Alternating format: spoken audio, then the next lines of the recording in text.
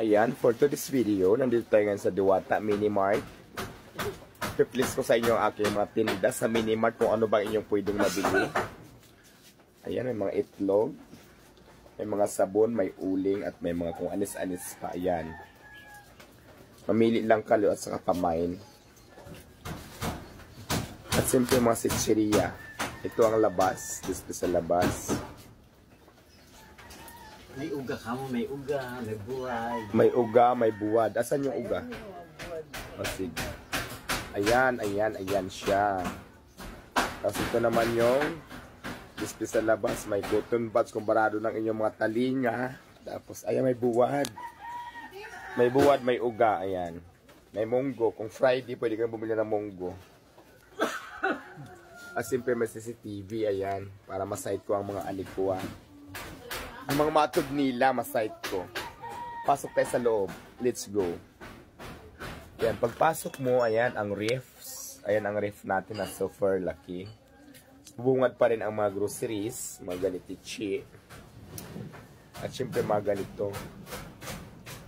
Ayan. May mga sabon. Ayan, ayan, ayan. Sigarilyo. Lighter.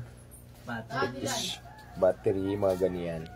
Siyempre may aquarium na hindi siya pahuhuli talaga. Yan ang aquarium, ang mga fish na gaanohan na siya. Susyukbuhan. Yan, ayan. Ayan siya. So, for ng mga paninda natin. Ayan. At ititch. Pagdating naman dito, ang ating mga liquor van, nandito na. Mayroon tayong mga hardworking na mga liquor at saka mayroon tayong mga chill lang, ganyan. At syempre pa ito. Ayan, ang mga liquor van natin marami. Yan. Pagdating naman dito ay ang ating kitchen namin. Syempre ang ating washing machine. At syempre ito pa. Ayan. Ayan. Ayan. Ayan siya. So ayan. Pinaside-check ko lang sa inyo lahat. Ayan. At siyempre ang aking tulugan nandito sa baba lang ng ating Alphamart. Diwata Minimart pala.